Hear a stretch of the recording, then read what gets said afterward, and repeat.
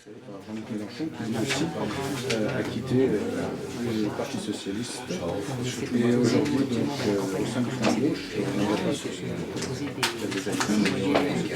l'objectif du Front de Gauche. Moi, je porte la quatrième circonscription, celle qui, certainement en France, est malheureuse. Il faut savoir que la quatrième circonscription, on a personne. Les députés qui ont été choisis par le peuple, par une majorité du peuple à l'époque, a préféré s'assurer la bonne grâce du président actuel pour éviter d'avoir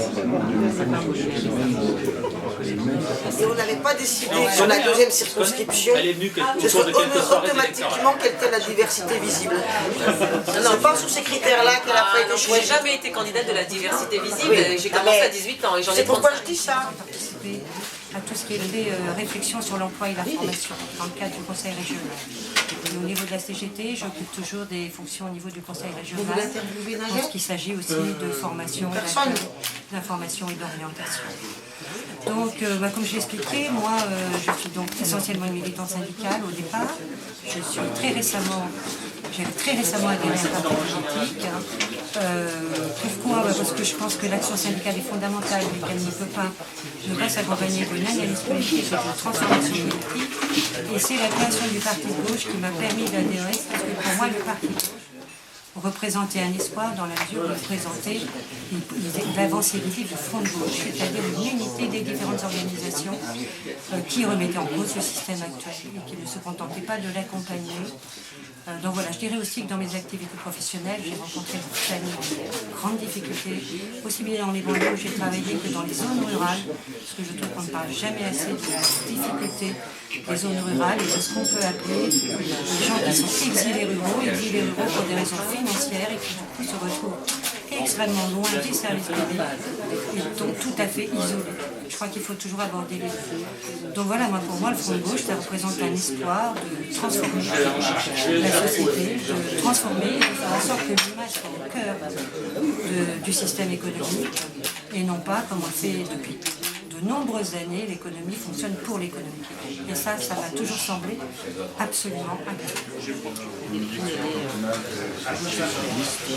Un parti socialiste qui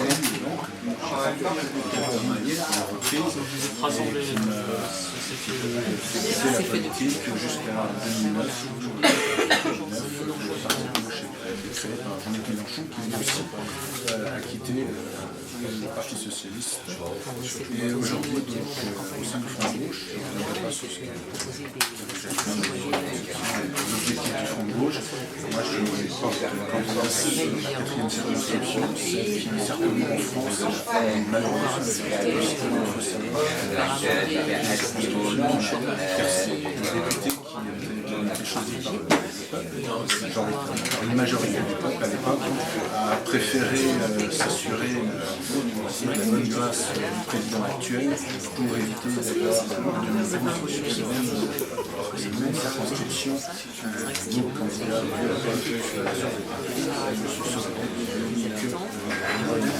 une image vraiment dans le style.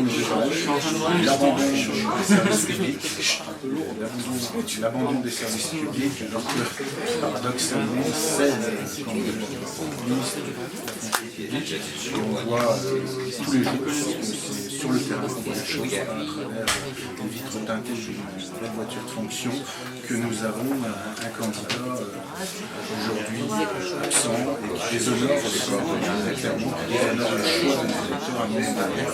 Je suis sûr qu'ils ne feront pas la même erreur en 2012, parce qu'après 30 ans de politique, on s'aperçoit que l'intérêt personnel a primé sur l'intérêt collectif.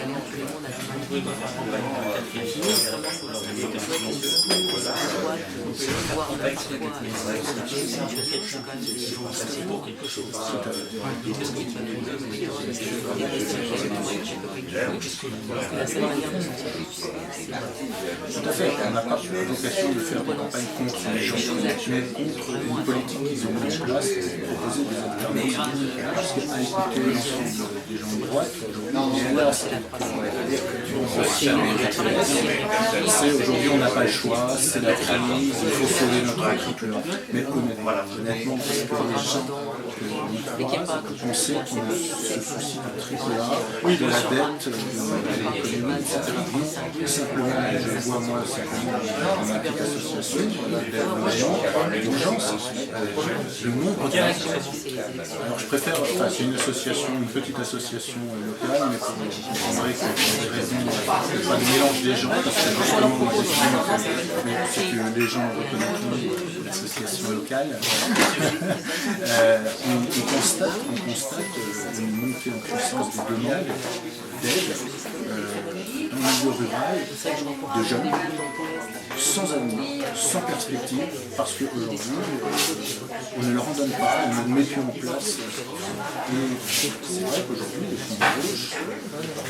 fonds de gauche, dans sa globalité, propose des alternatives, que ce soit en termes de formation, on va tout énumérer parce que là, il faudrait qu'on prenne un peu plus de temps. Je suis sûr qu'on va pouvoir débattre des idées à un moment donné, non pas des personnes, mais des idées sur quelle France on veut demain, quelle France rurale, quelle côte d'or, puisqu'on sait que c'est la plus grosse circonscription. Énorme profit qui reverse des dividendes à ses actionnaires et qui refuse d'augmenter les salaires des salariés, mais qui en plus supprime des emplois en France, en Europe, notamment on se débarrasse de tout ce qui est recherche et développement. Nous avons aussi Unilever sur notre secteur, avec l'usine à Mora. N'oublions pas qu'Unilever s'est supprimé des emplois il y a quelques années, pas à cause de la crise, mais à cause de stratégies uniquement financières. Et moi je trouve que quand on voit aujourd'hui la bagarre des Fralib dans les Bouches-du-Rhône, ça montre bien que la stratégie d'Unilever, on peut la combattre. Et on peut combattre tout ce qui est licenciement, je dirais, boursier. Donc ça va être une campagne, je dirais, je pense beaucoup en direction du monde du travail. Je disais notamment tout à l'heure, cette entreprise Forêt Mâché qui vient qui il y a quelques temps s'est installée à Font-Vernay avec nos deniers publics, à l'argent des contribuables, puisque largement financé par les collectivités locales, par l'État, parce qu'il y avait eu la suppression de Thomson, on a perdu Thomson quand même à Genlis, après avoir perdu à Auxonne, où on avait dit mais on va reclasser les salariés de Thomson à Forêt-Mâché. Quand on a supprimé les emplois d'Unilever à Mora, à Dijon, on a dit on va replacer les salariés d'Unilever à Mora à Forêt-Mâché, qui est une entreprise de logistique. Aujourd'hui, il y a un peu plus de 200 salariés là. Donc ce qui veut dire que Forêt-Mâché est quand même connu dans l'Est de la France pour avoir été un des sous-traitants d'Helvet Packard qui a pris ses clics et ses claques. Donc en même temps, je pense qu'on a des salariés qui sont en inquiétude sur l'emploi. Donc voilà, moi j'ai un peu cette question-là pas qui me tient à cœur moi, mais je pense qu'il y a une vraie question. La question de l'emploi arrive en numéro 1 pour les jeunes. Je suis évidemment très soucieuse de la question de la jeunesse, pas parce que je suis responsable national sur la question de la jeunesse au PCF, mais parce que je pense que la situation qui leur est faite est inadmissible. Voilà. Une société qui ne pense pas sa jeunesse, c'est une société qui se meurt, qui n'a pas d'avenir. Donc je pense que le côté de la gauche et le front de gauche tient à relever ce défi-là avec les jeunes, pas pour eux, mais avec les jeunes. En plus, oui, justement sur les questions de la jeunesse, c'est quand même la troisième circonscription a quand même des communes de large population avec Chenauve, Quétigny, Louvy.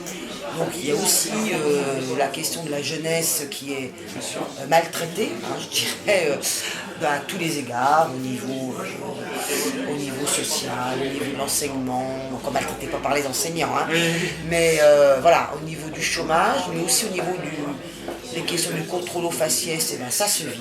Voilà, ça se vit à Dijon, dans l'agglomération de jeunesse. On a des exemples, on a des témoignages. Donc les questions de discrimination sont très fortes. Donc voilà un petit peu moi le type de campagne que j'ai envie de mener. J'appelle moi justement citoyens, jeunes, salariés qui sont dans l'inquiétude, à participer à la campagne.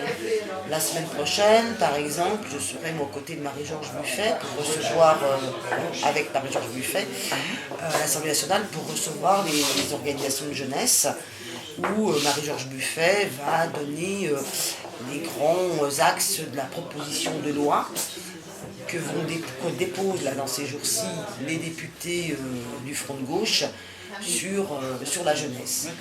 Et je tiens à porter moi, cette proposition de loi dans la campagne, en Côte d'Or comme ailleurs, parce que je pense que c'est aussi du côté de la jeunesse qu'il faut permettre de voir l'avenir et l'espoir. La proposition de loi, je vais appeler comment exactement? C'est la proposition de loi sur quoi? Parce que j'ai pas eu le temps de noter. Pour la jeunesse, alors, je ne sais plus le titre exactement.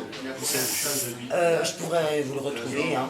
Je referai un article là-dessus, mais en tout cas, ça porte essentiellement sur la question pour sortir de la précarité. C'est le 14 décembre où Marie-Georges Buffet recevra les responsables d'organisations de jeunesse. Et bon, évidemment, je travaille nationalement sur ces questions-là. Je sais que par exemple, il y a des diverses organisations de jeunesse, par exemple le Big Bang de la jeunesse, qui propose 5 points, notamment la question du pouvoir d'achat, de l'autonomie de la jeunesse, de l'emploi. Et je pense que dans les propositions, quand on dit l'humain d'abord, dans l'humain d'abord, il y a aussi la jeunesse en premier. Je pense que les jeunes, et aussi bien les organisations qui portent les revendications des jeunes, qui travaillent avec des jeunes, ont tout intérêt justement à favoriser l'humain d'abord plutôt que la finance. En gros, l'austérité ne réglera rien, au contraire va aggraver les choses pour la jeunesse. Donc la règle d'or, l'austérité, dire qu'on ne pourra peut-être pas tout faire parce qu'il y a des contraintes des marchés financiers, ne permet pas un avenir pour la jeunesse. Très bien.